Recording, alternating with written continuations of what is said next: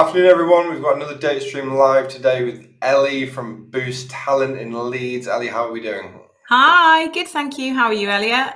Very well, thank you. Thank you for coming on. So today we're talking about building a killer data team. So I'll let you introduce yourself. Yeah, so Ellie from Boost Talent. I've been in tech recruitment now for 10 years, built out all different types of tech teams, product, software engineering, data teams, all across the world really now. So it's been going loads of experience in building data teams, the challenges, and how to go about building a team successfully. So excited to be able to share some insight today. Yeah, no, we're excited to have you on. And was that building data teams, tech teams for your, like for your own company? Were you working for other people? A mix of. Yeah, so I've been a tech recruiter, so for agency side. So I work with clients, and the clients are kind of like not really industry specific. It can be anyone with a tech driven business. So I've done sort of startups, early stages, all the way through to enterprise scale organizations, household names that you'd recognize, and built teams of varying sizes from the ground up, really. So it's been a lot of fun. Oh, fantastic.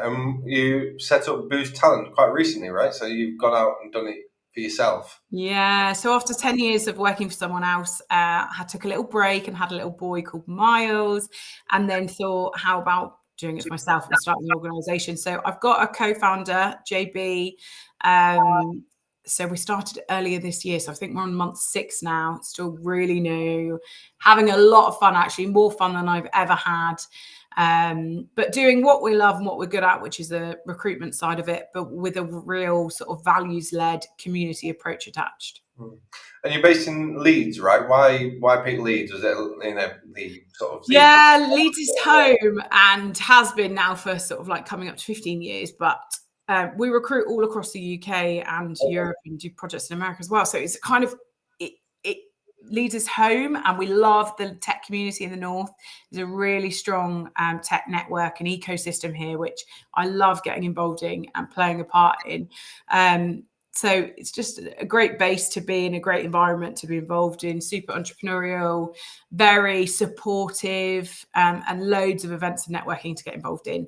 And then it's our base really, but we can work fully remote from anywhere. The northern charm here of Leeds, I quite attractive. know, that's it. I married a northerner as well and then came out. And you say you worked all over the world. So talk to me about the differences in the tech scene between here and abroad. Are there any, or is it all quite the same? Yeah, I mean, ultimately, the tech community is the same, and locations, a lot of it can be remote anyway. So I've got experience recruiting in America. I've done quite a lot of work in Germany, specifically Berlin, and various other projects over in Europe as well. Like varyingly similar. I do like the opportunities that Europe allows in terms of like visa statuses. I like the freedom that you get, which it can be restrictive in the UK and also in America. So the opportunity to create real sort of like multicultural teams is super exciting. Berlin's a great place for that. We were sort of working with engineers from all over the globe and building out some really exciting teams. They're all English speaking offices anyway. We were able to do some really cool projects and work with some great teams, and obviously super passionate about diversity, and the freedom of movement of people that allows is just excellent. Yeah, no, I completely agree. So without getting too controversial, do you think there was quite a big impact of Brexit and leaving the EU on the talent, Yeah, market hugely. like that? Hugely frustrating. Obviously, I remember being when it was all happening and the implications of it. And I think, yeah, it's definitely been tough. We've lost out some amazing talent as part of that. I know there's trying to be movement on the sort of like visa statuses and trying to be more open. And luckily, with it being highly skilled industry, we can clients can sponsor, but not as many clients sponsor as you expect, actually, and more people should. It's not a hugely expensive process to do, and it's so long as you've got a decent HR people team in the background, it is something that you can look at. And specifically in highly skilled roles like data engineers, etc., it is worthwhile doing. It's not as difficult to be added to the list of providers to be able to offer it. But unfortunately, it's one of those things that doesn't get looked at that often. So definitely, if your company doesn't sponsor, I would look at seeing how you can do it, because pretty much anyone over a 40, I think it's 42K salary, you can sponsor. So it's pretty much anyone in tech anyway. So yeah, it should be something that we're able to do more often. Unfortunately, we don't do enough of it. Yeah, are there no sort of technical or technology focused visas that allow tech talent to come into the UK? Is it not treated any differently to any other job role? Yeah, it's just part of the like highly skilled visa. So Right. like other industries, it's not tech specific. There is like you can come in under entrepreneurial status. I was speaking to a contractor this morning, and his business, I think it's from Turkey actually, and he's on entrepreneurial visa and he's setting up as a consultant. So it's a little bit different. But yeah, it's just one of those things. It's just a process, and it can be quite like it takes time to do more paperwork. But actually, I think the talent you can attract off the back of it is definitely well worth investing in. Yeah. And what kind of talent are companies looking at the minute? I feel like there's a lot of roles and jobs within data and AI and the wider tech community. Are there certain types of roles that are more popular? Are people looking at sort of getting a full tech team and tech stack into their organization, or is it sort of more of a slow process? What's it looking like? Pretty hot right now, actually. Yeah. I'd say, yeah, the current, like, in terms of tech landscape and hiring at the moment, this year has been really tough. Movement has been slow, particularly, I think, in more senior level roles. So if you were sort of like chief data officer, head of data, that kind of role, you may found that there's not much movement in the market because people are staying very still. And if anyone doesn't move, it obviously has an ongoing impact in the wider business.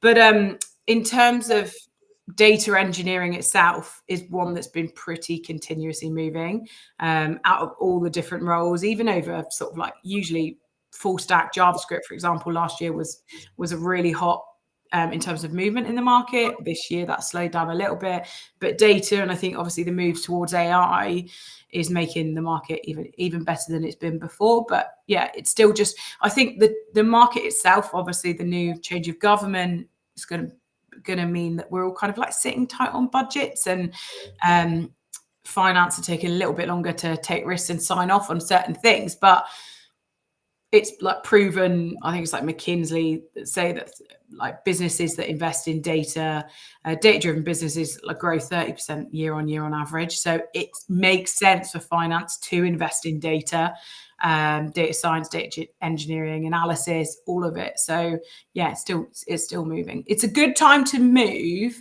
but just I would be really conscious of the environment and industry you're moving into to make sure they're not turbulent, like make sure they're super stable as an organization. No, that's really interesting. I had a question on sort of in terms of it's difficult, isn't it, in terms of technology stacks and things Yeah. like that, people moving around. And you said about McKinsey saying that if 30% was it return on investment or Yeah, growth? year on year growth. Yeah. Are people flocking to hire data people though? With a headline like that, you would think that people would be in a hurry to bring data people on specifically. But from what I've seen, there still seems to be the market seems to be still quite immature. Maybe it's the business that I talk to, but they're not. It seems maybe more as a nice to have, not an absolute essential like a HR person or an accountant or something like that. I think it is becoming more essential because like the numbers are there, the proof is in the pudding. Yeah. But the only thing I would say is that just in general, it is quite, we are still in an immature process. I remember like 5 years ago, that like there was always talk around getting really involved in AI and doing all this hiring and engineers, etc. And it was too premature. We weren't ready and clients weren't ready for it. So I feel like this time round, we're moving there and we're starting with the data and then progressing from there. So I think people know right now that they've got to invest in the data to make sure they're future proof and we're ready for it. So I think that's clear. I think it's just people have got to take the time and make the investment. In general, people aren't hiring much, but if they were going to hire somewhere, data is an investment. And is the talent there? So if they do flock to hire all these data professionals overnight, is there enough supply to meet that demand? Yeah, it's very competitive. Right. I personally like a competitive market. If I've got something like a client's after something really niche, we work with them, partner them, and search out these candidates. I quite like when it's competitive, because you've got to really step up as an employer. Mm, Like, it's not okay to pay subpar wages. It's not okay to invest in talent. It's not okay to kind of like, there's a lot of things as an employer you've got to look at to make sure that you're highly competitive in the market. It is competitive. You are going to lose out on engineers. So you've got to have the best service offering going as an employer, your employee value proposition. What are you offering people? And we work with clients on that to make sure that they've got the insight to then stand out in the market. And when we're marketing the opportunities, because I think that's the thing between, very different if you're going to stick up an advert for data engineer looking for Python, Spark, etc. Do you know what I mean? Like, if you put that out right now, you're not going to get many advert responses. But if you work with a partner who's super proactive about their approach, they're headhunting on your behalf, they're working with you on your branding, marketing around recruitment, then it is definitely doable. mm, But the budget needs to be right, and we need to be treating people correctly, and we need to be offering them opportunities for progression and development.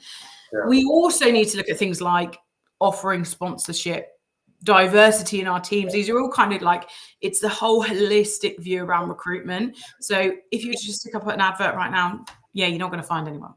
But if you're going to really invest in your data team and finding talent and working with the best partners to provide it, then it's doable. It's definitely doable.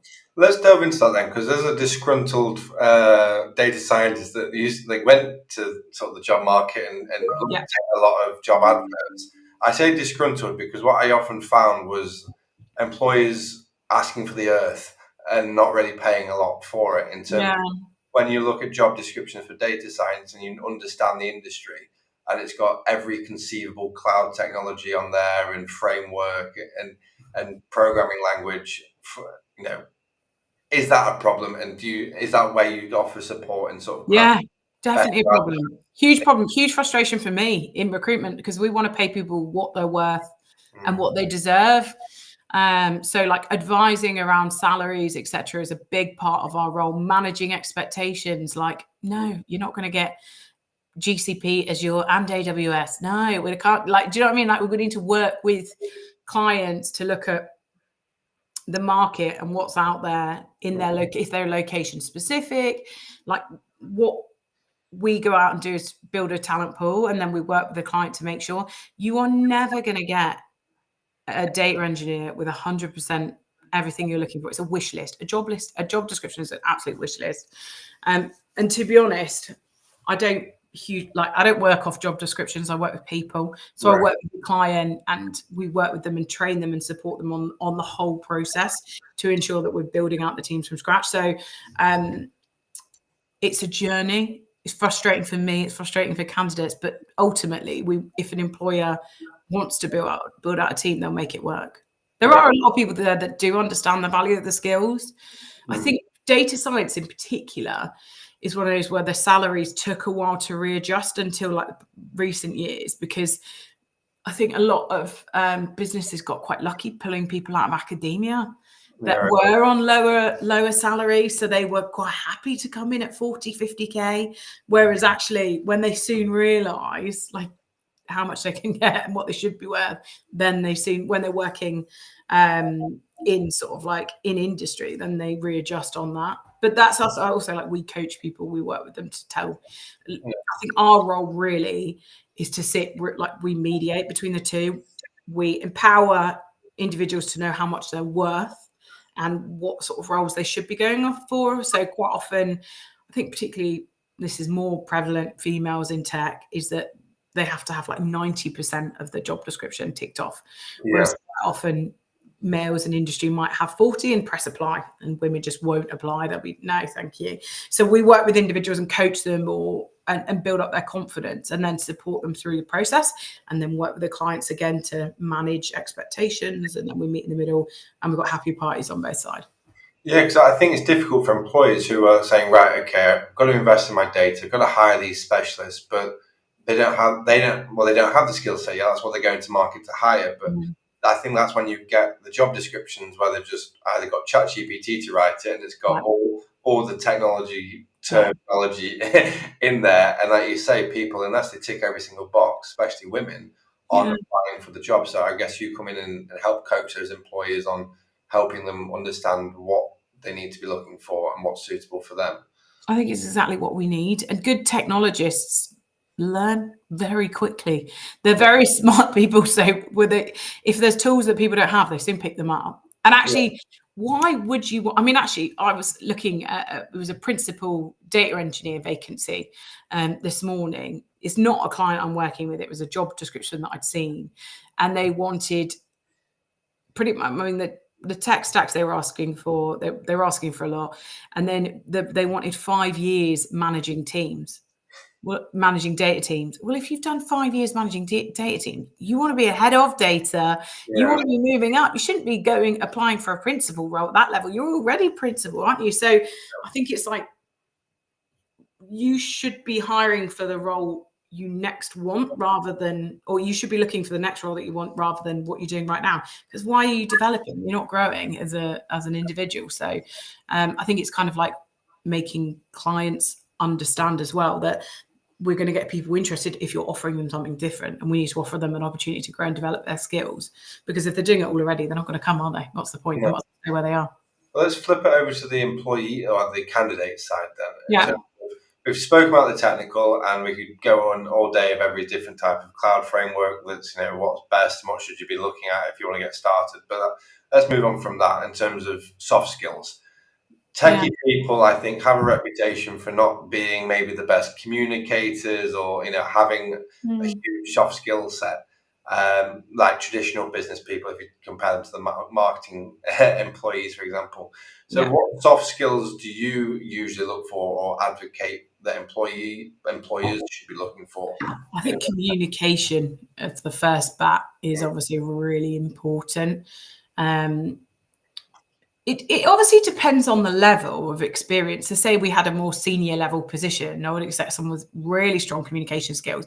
And if they're going sort of senior leadership level, we want like storytelling kind of attributes that they can explain the benefit to the business. So data should not be sort of like on its own an excellent like part of the business in their own office doing their own thing. That's not the idea or value that a great data team will bring to the business. So it needs to be heavily incorporated in the business, building out the data systems that are going to benefit and add value to the organization.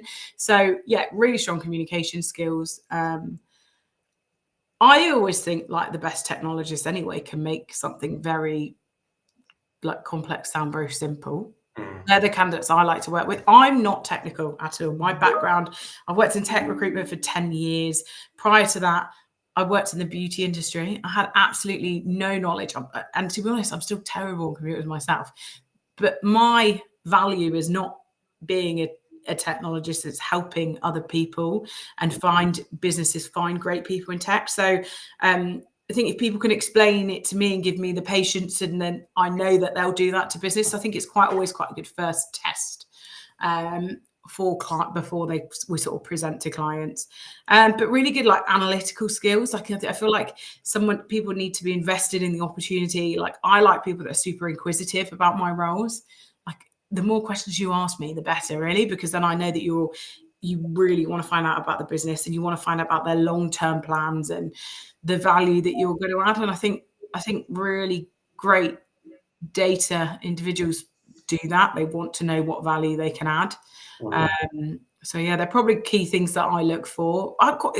It's definitely like there's not one sort of like size fits all. Like if we hire individuals, and we're definitely the way that we work with our clients is around culture add, like Right. rather than culture fit. So we want to be bringing in different personalities, different skills, but as long as like values are aligned to the business and the business, that is the most important thing for us.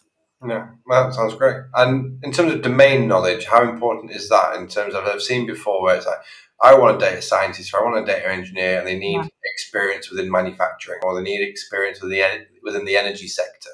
Is that as important for a good data candidate as someone that doesn't have any experience in that space? No, I don't think so. I think there is benefit. Like if I'm working with a manufacturing client, for example, and I've got a data candidate that's worked in manufacturing before, like there's huge benefit in that because they understand the industry style, challenges, etc. So they've kind of got that the history with it, which I think like lends itself rather than, for example, a candidate from like retail or something like that, where it's very different and often the environments are very different. The working environments, manufacturing to somewhere like glitzy retail, e-com type style businesses.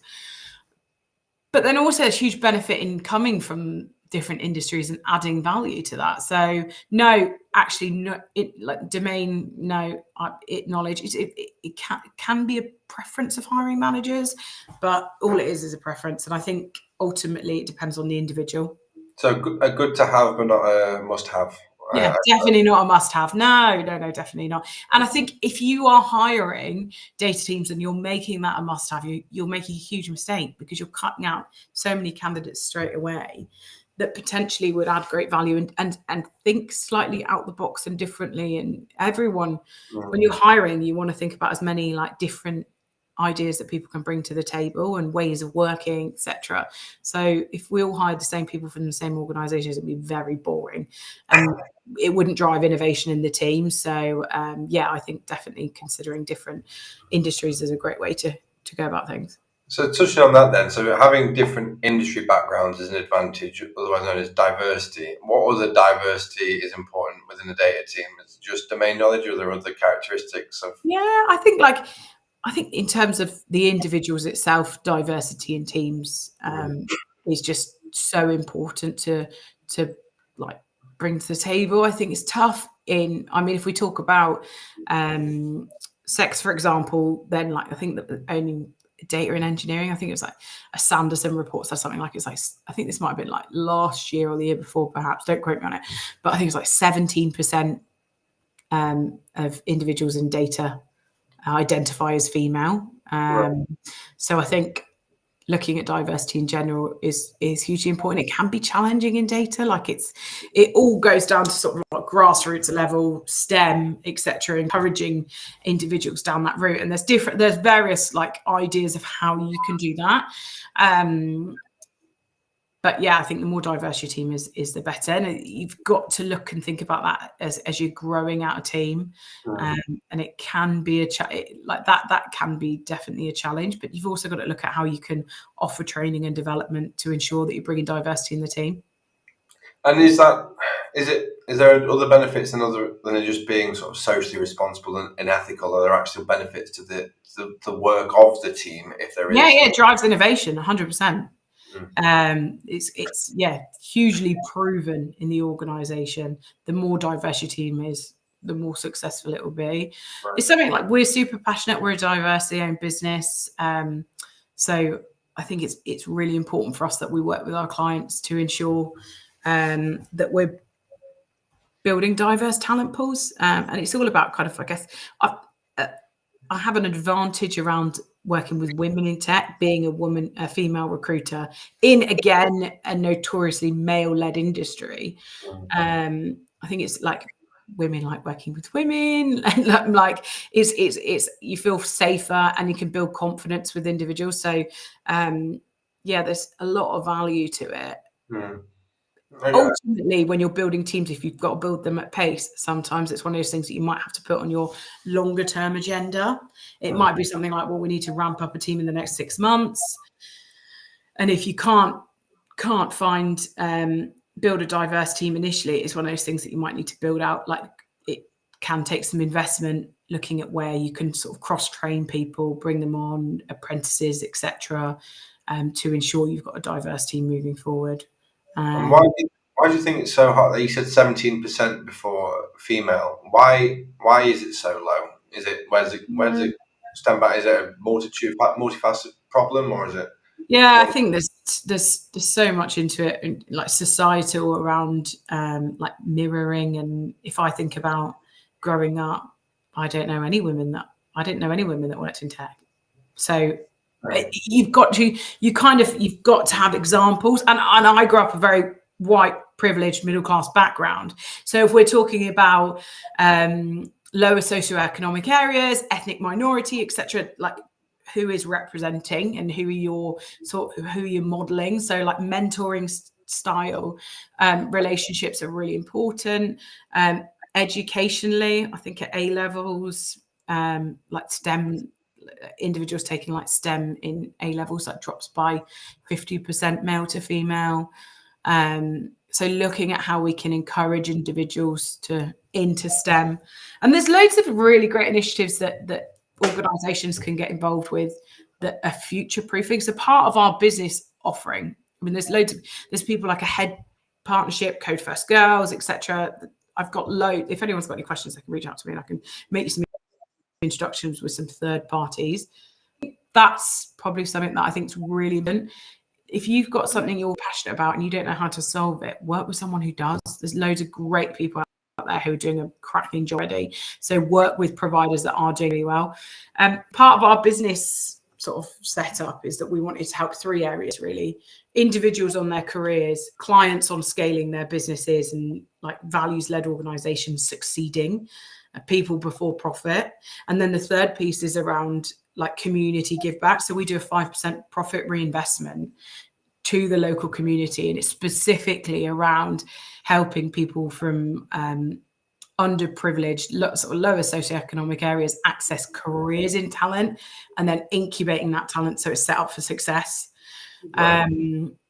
So yeah, because it's a long term. There's no sort of quick fixes. There's nothing we can do about it, but we just need to make sure that we are working on a long term solution to make sure that we're not in the same position 10 years down the line. And I think like the idea around me being in recruitment is building a business. It's long term. It's not. Someone said to me yesterday, "What's your 5-year plan to sell?" And it's like, no, I want to build like a legacy business where, do you know what I mean? We're really creating opportunities long term for individuals. And that, although I would love to be able to help more people at grassroots, unfortunately, right now, the place our business is at, businesses pay us to work at strategic, like highly skilled roles like data engineering, etc., or senior level roles. But longer term, if there's something we can do where we can make an impact, then that's really important. So that's why we've done that sort of like the bold commitment of 5% profit. But I think as individuals, you've got to kind of put yourself out there and be seen as a figurehead speaking about opportunities in tech. And do you think that the increase in popularity of remote working is going to help that in terms of making the workforce more diverse and inclusive within tech, as people from any socioeconomic area or females maybe not wanting to work in a dominated industry and now working from home or remotely? Do you think that's going to help at all, have any impact? I think maybe not on lower socioeconomic areas. That won't, because they're like, if you're already so far removed from it, how are you going to gain access and a career in technology initially? So that's probably remote working. It will help. It's hugely beneficial longer term, but that's not going to be remove a barrier to entry. Whereas like females in tech, again, you've got to be on that career trajectory in the first place, but the advantage is so much more. It's very often that like females have certain barriers in their life, like for example when you have children, or when you hit menopause, or when you might normally the females are the carers for their parents, etc., the elder people in the family, that usually falls under the female's responsibility. So there's so many points in a woman's career where it might be easier to walk away and just be like, oh, someone else will pick that up. I've got to, do you know what I mean, take a step back from my family. I think menopause is the biggest one where people drop out, actually. So for females who are going through the menopause, hugely beneficial to be able to offer the comfort of working from home. Yeah, definitely remote working. And also like just being, as a mum for someone like myself, it's just it makes such a difference not having to be in an office by 8:30 in the morning. There is no way I can get a toddler out the house and brush my own hair to go to get me in an office by 8:30 in the morning. So, yeah, for me, there's huge benefits, and also hiring remote data teams adds huge benefit as well, because you can highly skilled individuals all across the UK that you can access, and obviously further than that kind of delves into the piece around like global teams and what that looks like, offshoring, what does that look like? There's so many, I guess, pieces that you can go off the back of it. But yeah, if I was building a data team from scratch right now, I would be offering as much remote work as I could. I think there's still benefit to bringing the teams together in person every now and again. But yeah, largely remote. I mean, it needs to be remote first. Otherwise, you're not going to succeed. If you're not getting advert responses because you've got in the office 3 days a week, no, thank you. You ain't going to get it. Yeah, no, I've had this conversation with software developers before in terms of they've seen advantage of bringing people together, like for sprint ceremonies and things in terms of environment and doing that. It's better to have everyone in the room. I think that my point of view is that's fine for software developers. I think data developers are quite good at just being like, here's the data sets, this is the analysis you need to do. It's not really a lot of refinement or anything. The only problem is you can't. So like a CTO or CIO, for example, they can't differentiate. Data gets to do this, and do you know what I mean? Delivery does this. You can't do that. So it's got to be a happy medium. But there are, like, if you're going to be bringing people to the office more often than not, there needs to be benefit to it. I think I genuinely find candidates never have a problem going into the office if they think it's going to add value. If they think it's a waste of time, that's when they're not happy, and that's when they're probably ringing someone like me. On that then, do you think we're moving away from, or do you think it's still as popular as, remember back in the day, tech companies used to have the image of, beanbag chairs and ping pong tables and, free vending machines, and they all kind of went a bit crazy and kind of wants to be the next Google. Are we still seeing that? Are those the kind of benefits and things candidates are expecting when they take on these roles? Do you know what I keep seeing at the moment is like free meal initiatives to come into the office. So like companies that give like, I think it was like the one this week, there was like £75 delivery voucher per week per employee, but the delivery can only come to the office. Right, okay. So like it's driving, and the person that worked there said to me it worked. They were like, yeah, they're coming for the nice lunches. But I think the tech is always going to have, like, you've got to have a cool space to bring people together. People love it. But it needs to be a space to allow people to work well together. And you don't need the spaces that you need. Like if you just got rows of desks with computers expecting people to come in and just crack on, then that's a waste of time. But if you create a smaller space where people can really collaborate and create things, then that's where you want to invest your money, I would say. How does that fit though if you're a traditional 60 to 100-year-old manufacturing business that has stood the test of time and it is just that of rows of desks with monitors, and you want to hire data professionals, but now you've got all these young kids that want to come in hoodies and jeans and have free food deliveries and play ping pong on their lunch? Is it important that they forget what they were and how these? No, I think you get preferences for both. So there's like these people that don't want that piece as well. Do you know what I mean? And that's why that's the beauty of like different companies and different offerings, and like there's pros and cons. Maybe it's the way my mind works, but I always find like a positive way to kind of frame for the right audience. I think it has to be the right person. It's making sure that you're going to the right individuals. Yeah, if you are maybe that 100-year-old manufacturing business that maybe is not quite the glitz and glam, but they've got parking and they're not in city centre, or there's always like something that you can be like, yeah, this is cool, this will work for someone. But most importantly is things like the work that they're going to be working on. What does that look like? And the salary and package that you're paying them for it. All right. And you said before that if you were going to build a data team now, this is what you would do. Can you just go through sort of the different roles and what the job sort of spec looks like for different roles within data and AI? Because I think if someone's watching this thinking, yeah, I want to build a data team, this sounds fantastic, but where do I start? What does a data team look like? What are the roles within that? Building it from the ground up is I mean, we work with businesses on their full people strategy, and it's like a real collaboration, really, like of dependent on the business objectives, business budget. I mean, do you work with third parties? Do you do it all yourself? Like, what's the outcomes that we're looking to achieve, and largely like the investment behind it and what that looks like. So yeah, I mean, some businesses just have data analysts. That's it.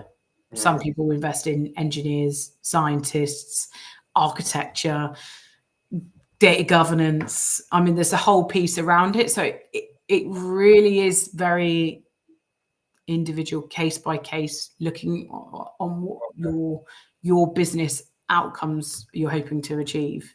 And the commitment behind the back of it, I think, is a bigger thing. Like, what's the real commitment? How much board support have we got? Because again, that's financials, right? It just depends on how seriously data driven they are. So you take more of a holistic approach to it, and you don't think we need to fill a vacancy. It's more of a let's look at this from every angle in terms of board support. And I think the longer you've kind of like, I've been in to 10 years now, so you just work with people and make what's going to work best for their business benefit. Like, my job is to ultimately like benefit the business, powered by people. So what does that look like, and what do we need, and we're really breaking it down. Okay. But case by case, it's hard to kind of like, I guess, everyone's different. Every organization is different, and every need that they want off the back of it. So it's more individual, I'd say. I keep hearing this quote about how AI is not going to replace people. Someone that is upskilled with AI is going to replace you in your job. Can you talk a bit about how a data team and building a data team might not just be new hires, but could be upskilling existing staff within the organization? Yeah, that's a really good point, actually. I think when people think of recruiters, they think straight away that you're like bringing in new people. But actually, for me, a priority is retention. If I've placed someone within a business, there's nothing more that I love to see is people progress in an organization. I actually had it last week where there was a guy that I spoke to, and I didn't really like time flies, doesn't it? And it was like 9 years ago, and he was a project manager, and now he's head of delivery for a global financial services business. It's just so nice to see. So for me, it's more around like the opportunity at looking at your original like staff force. So one of the first questions we always ask people is, who in your business can already do this, and do you need us? Because the last thing we want to do is go out and waste anybody's time, but also around looking at people with the capability initially. Like, it's about employing individuals that want to learn and develop and have that growth mindset. And if you've already got them in your organization, then yes, you should be upskilling them, because that understanding of the business already, like that SME kind of piece, is so valuable around data, because they already know what you're trying to, particularly in maybe like an analyst position, they know what results you're going to try and drive and what we want to achieve off the back of it. And then they can work really closely, build out the data team to then understand that and have that mindset as well. So yeah, I 100% agree that we need to be looking internally, and it's about upskilling the right individuals. Yeah. No, I think because it goes back to that first one of the earlier questions about domain knowledge, in terms of the people that already are in your business have got that luxury of having all those years of domain. They don't know you. Nobody knows your business as well as the existing staff. Yeah. And if you upskill them in the modern technologies, then they're even better data analysts than you could possibly hire, because they know the business so well. Well, we've always had that, haven't we? Where you've kind of worked somewhere and they bring in someone new, and they're like blowing smoke up their ass about how great this person is and the impact they're going to make to the business. And you sat there thinking, let's see, 6 months down the line, is that person making that impact that they were once sold to do? Not always. We had a client that said that they hired a data analyst and then fired them after 6 months. I said, oh, well, what Did you support them with any data infrastructure? No. What about a data engineer role to get them the data they need for their job? No. And it was like they just kept telling us stuff that we didn't care about. All right, well, what was the data strategy? Did they know the business objectives? No. So, right, so you just hired a data They're analyst. set up for failure, aren't they? And I think before you're even going to start looking at who you're going to hire and what that capability is, it's all about the objectives. It needs to be that from the very beginning. It's interesting you say that, because that's how we start as well. I know we don't do recruitment, but obviously Yeah. we do data and AI projects with clients, and we always start with that: is what's your problem statement? How many times do we hear saying, I want to get into it, I want AI in our business? And I always say, well, what for? They can never really answer me after that. Yeah. Identified a problem. They've just said, I want the latest thing, the new flavor of the week. But they don't know what they're trying to achieve from it. The Yeah. benefit is just because everyone else is saying it. And I think that's what was like 5 years ago when it like initially like this fire around AI started, or maybe it must have been more than that, maybe 7 years ago when it first started becoming more prevalent in the market. And it was just like people were saying it, no one was ready for it. And then whereas now I think that appetite is there and we're in real sort of like preparation stage now. No, I agree. Great. So finally then, talk to me about Boost Talent and who you're looking to work with, speak with, or things like that. Yeah. So yeah, we love working with values-led organizations that want to create an incredibly sort of inclusive culture, and they want to drive business success via tech. So that could be like organizations that work in retail, and tech is a part of that, or they're a tech-led business, startups all the way through scale-ups on enterprise scale businesses. Pretty much anyone who looks at tech in a way, in investment, and that wants to build out something really great and a team, and that's committed to sort of like looking at the people and the culture pieces, where we probably fit in really nicely. But yeah, I'm always open up to talking to anyone and giving them a bit of advice, and talking about like insights that we can share from the market. So yeah, please reach out, get in touch. LinkedIn's the best place to find me, and we'd love to chat. Yeah, contact you on LinkedIn is the best way to contact you. And you're always doing events all over Leeds and Yorkshire and all over the place, right? So yeah, it's still really new. So we've only done one event so far, but to be fair, we get involved in a lot. So yeah, and there will be more the back end of this year. So yeah, we'll be doing more and more stuff. It's still very early days for us, but yeah, I'm excited about the future and excited to be working with some amazing companies and building out data capabilities in the future. It's great. Fantastic. Well, thank you very much for coming on. It's been really great speaking to you. I think I've learned a lot. And it's interesting that you kind of have the same approach within data recruitment as we kind of have within sort of building data solutions and projects as well. So it's interesting that we've got that sort of same mentality. But thanks for coming on. That's awesome. Thanks, Elliot. Cheers, Ellie. Bye.